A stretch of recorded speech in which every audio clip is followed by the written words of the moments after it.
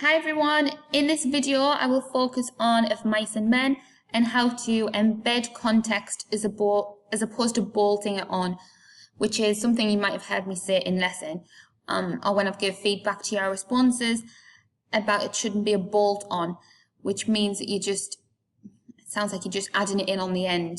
It needs to be embedded and you really need to link the context and the text.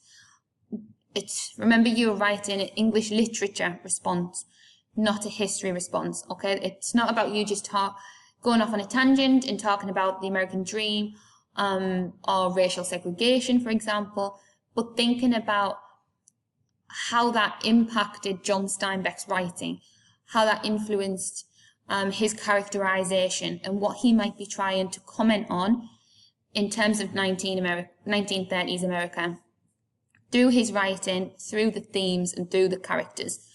Remember, your exam, 50% of the marks, so that's 20 out of 40, is for context and for that being well embedded and linked to the text. Thereby, you need to ensure that you know the context really well, but also know how to embed it effectively. So that's what I'm going to model on the following slide.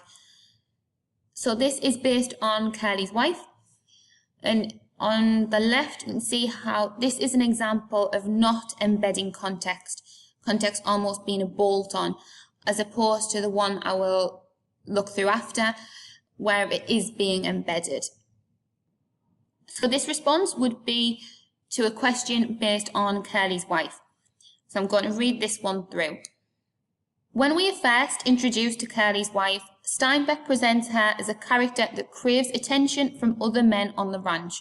When she entered the room with George and Lenny, she had full rouged lips and wide-spaced eyes, heavily made up. The fact that she was heavily made up, meaning that she's got lots of makeup on, suggests that she is trying to impress the other men on the ranch, which may present her as a promiscuous character. Remember though, that is just a one-dimensional way of looking at it. But for now I'm going to stick to context. However, it could be argued that Curly's Wife was just looking for companionship due to how lonely she admits she really is. And she might feel a need to look attractive to gain attention. Okay, when you mention that, that would be your opportunity to think about how women in the 1930s might have felt the need to look good. So students tend to ask, when's the right time to talk about context? It needs to be embedded when it's right, when it makes more sense to mention it based upon the points that you're making about her character. At this point, the fact that she feels the need to look good, that would then be a good opportunity to think about why contextually she might feel the need to look good.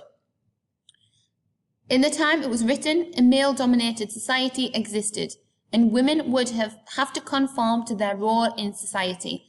Part of that was the pressure to look good. Okay, so I have embedded context here in terms of I've mentioned it when relevant, but notice how I haven't linked this back to Curly's Wife. I've got context here, but then I just go straight back to the text without linking it. When I say the idea that she uses her body to get male attention is reinforced when her body is thrown forward. Her loneliness on the male-dominated ranch drives her to objectify her body in desperation to make friends. It could even be argued that her makeup is like a mask and merely an image of what she feels a woman in 1930s should look like. Okay, so here the context too is quite big. I haven't gone into much depth. I haven't demonstrated my knowledge very much. I've just said that it was male-dominated, women had to look good. I'm not showing off the extent of what I know about the role of women in 1930s, the expectations of women in 1930s. What you learn in class, what you research, revise, you need to show off the extent of that knowledge, but then also be able to link that back to Curly's Wife, or whichever character it is.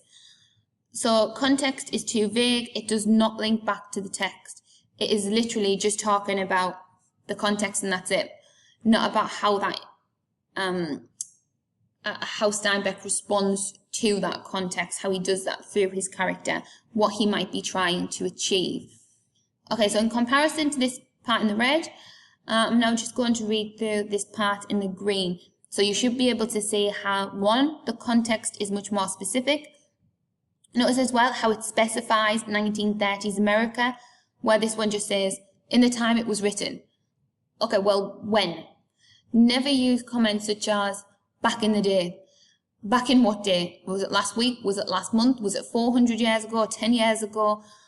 You need to be specific with when it was written. And then you should be able to see how context is embedded and linked to the text here and linked back to Curly's wife. So in 1930s America, a male-dominated society existed, specifically the ranch, where she is the only female without any other woman to even talk to. See already how I've linked that back to Curly's wife. This may be why she uses the only thing she thinks she has, her body, that may attract a man's attention and thereby companionship. While the media and advertisements in 1930s did present women largely in domestic roles, they were always presented with heavy makeup, they were groomed, had stylish hair, beautifully dressed, even if they were simply advertising a cleaning product. And you can look at that yourself, just search it on Google. Even as late as 1950s, the Good Wife's Guide advised women to touch up your makeup before their husband got home. So with that in mind, if you think Curly's wife, having been on that ranch, what you would have been exposed to in terms of what women through the media, through advertisement, look like. Therefore, it is no wonder that Curly's wife feels that she can use her looks to attract men. She is perhaps simply adhering to the expectations of women and how they should look in 1930s America. So notice through here how I've constantly tried to link that back to Curly's wife. That is the whole point of what we are doing. We are linking text and context. We are not analysing the novel and then on a separate note giving a bit of history. We're thinking about how they marry together and why that happens. Then later I've given a bit more detail here, linked it back to Curly's wife, when it talks about how she might use her body to make friends. Then also her makeup is like a mask and merely an image of what it feels, of what she feels a woman in 1930s should look like, what is accepted. Women were heavily sexualized, and it could be argued that the men are ignorant to call Curly's wife a tart. When you think they criticize her for how she comes in, how she dresses, how she looks, bear in mind that is written from the perspective of a man. Are they ignorant to call her a tart? Because really, isn't she just conforming to what she believes she should dress like, how she should act? As they fail to see how she is simply using the tools that she has at her disposal to attract recognition from men who largely ignore her throughout the novella. Okay, hopefully that gives you an example then of how to embed context, how to link it back to the text, how to go into more detail with it and show off your knowledge, so that you can start to do that in your own responses too. Okay, good luck.